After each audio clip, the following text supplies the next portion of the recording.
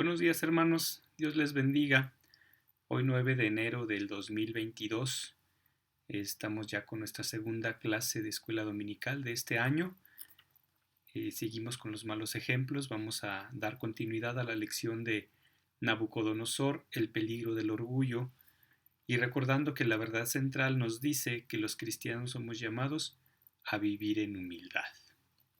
Les invito a que en esta mañana hagamos una oración, inclinemos nuestro rostro y pidamos al Señor su ayuda. Padre, en esta mañana te damos tantas gracias por la vida que nos das, por poder estar conectados a través de este medio y compartir tu palabra. Gracias, Señor, porque en ella encontramos vida, encontramos esperanza, encontramos salvación, encontramos fortaleza. Y te pido que en esta mañana nos ayudes a cada uno de los que podamos escuchar esta clase, que, que cada uno, Señor, se fortalezca y podamos caminar día a día contigo, aprendiendo todas aquellas cosas que aún no nos han sido reveladas o no hemos descubierto, que tu palabra siempre nos ilumine en nuestro caminar por este mundo. En el nombre de Jesús te lo pedimos. Amén. Sí, hermanos, ya es la segunda lección del 2022 y estamos en esa parte donde Nabucodonosor no acepta el consejo de Daniel. Tenemos una referencia bíblica en Daniel capítulo 4, versículo 27, que dice: Por tanto, oh rey, acepta mi consejo, tus pecados redime con justicia y tus iniquidades haciendo misericordias para con los oprimidos, pues tal vez sea eso una prolongación de tu tranquilidad. Hermanos, hoy en día la misma expresión de orgullo que hubo en Nabucodonosor eh, también la vemos presente en la vida actual, en la vida de las personas que están a nuestro alrededor. Si pensamos en los líderes políticos o en personas que tienen puestos públicos o que tienen un lugar en los grandes corporativos o simplemente personas que ustedes conocen, también hay esta clase de actitudes cuando no quieren reconocer los errores. Y cuando esas personas se expresan y manifiestan la existencia de Dios, lo hacen con una diplomacia, con una reverencia, como si trataran de convencer a la gente que Dios también está en su corazón. Sin embargo, sus acciones nos dicen totalmente lo contrario. Cuando no hay el más mínimo temor de Dios, haciendo actos ilícitos, haciendo actos vandálicos, haciendo actitudes que no van de acuerdo al plan de Dios. Por eso la Biblia nos dice en Gálatas 6, versículo 7, no os engañéis, Dios no puede ser burlado, pues todo lo que el hombre sembrare, eso también segará. Y Proverbios 6, 16 y 17 también nos dice otra cosa. Dice, 6 cosas aborrece Jehová y aún 7 abomina su alma. Y no voy a mencionar las 7 cosas, pero ahí menciona, hermanos, los ojos altivos, es decir, el orgullo. Tal vez algunas veces también nos cuesta a nosotros mismos reconocer, detectar el orgullo en nuestra propia vida, pero Dios, que todo lo ve, todo lo escudriña, Él sabe todo lo profundo de nuestro ser y no tolera la altivez en nosotros.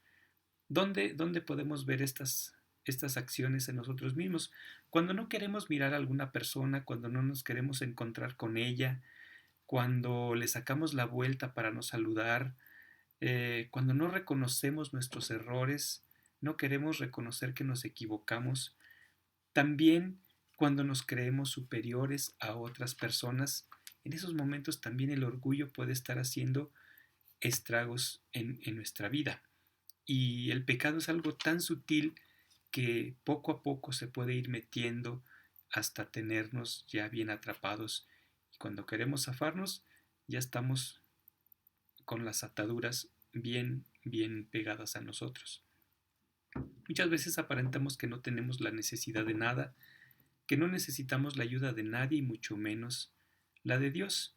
Por eso, hermanos, todo aquel que no conoce a Dios necesita enfrentar la verdad para reconocer sus errores. El orgullo, hermanos, no se aloja, solamente en la gente incrédula, también se aloja en el corazón de los creyentes y poco a poco puede ir creciendo este sentimiento, esta emoción en nosotros, que si no nos damos cuenta, eh, al cabo del tiempo podemos estar atrapados también en el orgullo.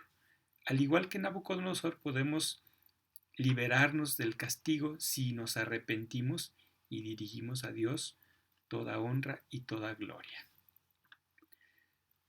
Tengo aquí algunas referencias del rey Nabucodonosor, referencias que quizá no encontremos en la Biblia, pero hay escritos, hay documentos que así lo acreditan, que así lo revelan.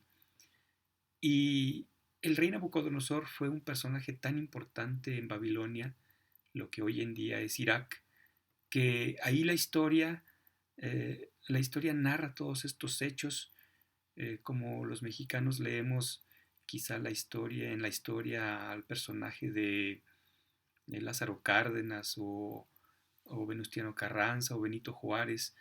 Así para los iraquíes el rey Nabucodonosor también es alguien muy importante en sus libros históricos, en su historia.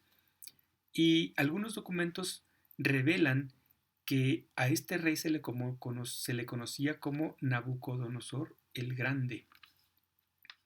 Era un título que lo tenía pues en gran elevación, en gran honra, y todo eso hacía que su orgullo se elevara pues cada día más. También se le reconoce la gran actividad de construcción que llevó a cabo en Babilonia. Tuvo bajo su custodia varios templos donde en uno se adoraba al dios de la lluvia y la tormenta.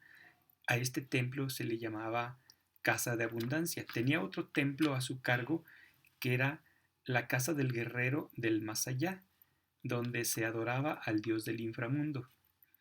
Y un tercer templo también era la Casa de la Verdad, donde se adoraba la Escritura. Eran templos paganos, obviamente, eran templos donde no se adoraba al Dios verdadero, al Dios eterno, pero todo ello era parte del imperio que gobernaba este hombre. Entonces, se dice que Nabucodonosor tenía más orgullo de sus obras de construcción que por sus victorias en el campo de batalla, donde destacaban los templos, como ya mencionamos ahorita, las edificaciones de gran magnitud, entre algunos puentes, algunas obras públicas y el mismo palacio donde él vivía. Entonces eran muchas cosas las que hacían que su ego se elevara cada vez más y es difícil cuando alguien tiene a su disposición tantas cosas materiales, es muy fácil alimentar el orgullo y dejar a un lado la humildad. Hoy en día pasa lo mismo, hermanos. Hoy en día la gente se siente orgullosa por tener un puesto público, por tener una cuenta bancaria disponible a la hora que quieren, por usar ciertas marcas, por manejar la tecnología, muchas cosas que hacen al hombre enorgullecerse. Sin embargo, todas estas cosas son temporales, son eh, provisionales, son temporales solamente, pero lo único que nos puede ayudar es la salvación y eso sí es eterno. Que Dios nos ayude en esta mañana. Les mando un abrazo desde casa y que sigamos disfrutando de este buen comienzo del año 2022.